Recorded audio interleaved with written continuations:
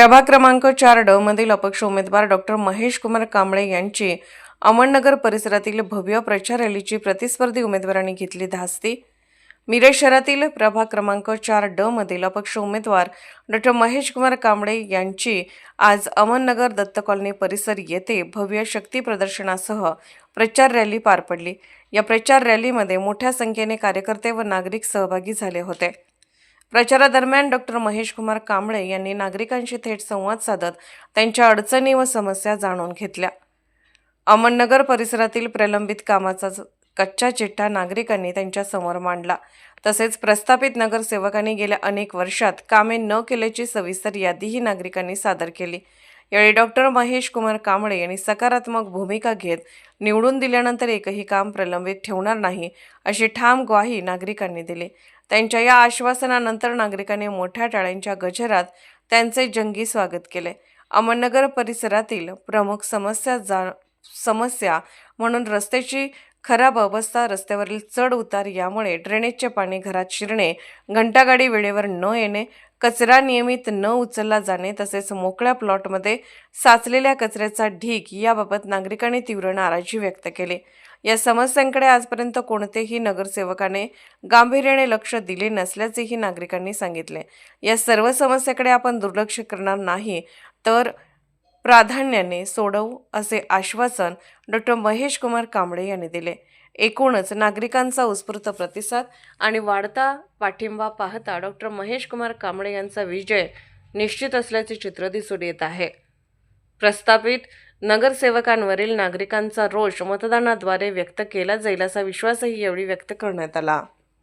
प्रभाग 4च्या निवडणुकीच्या अनुषंगानं आजची आमची जी प्रचार फेरी आहे ती अमननगरचा पूर्ण भाग आणि महादेव कॉलनी ह्या पूर्ण भागामध्ये आम्ही घर टू घर मतदार राजाशी, बंधू भगिनींशी भेटून त्यांच्या समस्या जाणून घेतोय।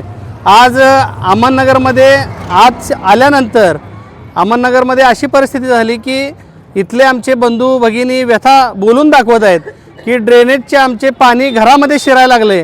पाठीमागचे जे नगरसेवक होते त्या नगरसेवकांना 2-2, 4-4 वेळा फोन करून त्यांनी आज अखेर दखल घेतली नाही आणि निवडणुकीच्या अनुषंगाने येऊन आम्हाला 2-3 दिवसात देतो असे ड्रेनेज करून देतो अशा भूलथापा देत आहेत। पण इथल्या नागरिकांच्या मध्ये एक चांगलं उत्स्फूर्त असं वातावरण आहे की आम्हाला बदल अपेक्षित आहे, तुमच्यासारखा कामाचा माणूस आम्हाला इथं पाहिजे असे लोकांच्यातून म्हणणं आहे।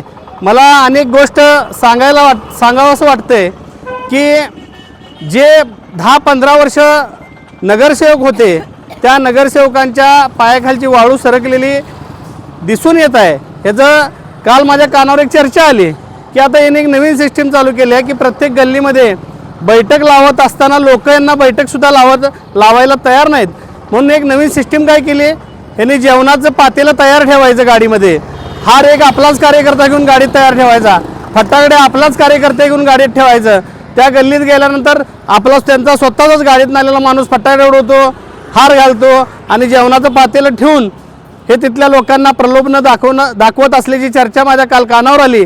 पण इतकं जर तुम्हाला वाईट वेळ आली असेल म्हणजे तुम्ही कुठेतरी कमी पडलाय। या प्रभागामध्ये तुम्ही इतका गाजावाजा करत होता की आम्ही बिनविरोध येऊ किंवा आम्हाला इथं दुसरा पर्याय नाही, पण तुम्ही इथं कुठलंही काम केलं नाही, विकास केला नाही, हे लोक तोंडानं बोलून दाखवत आहेत।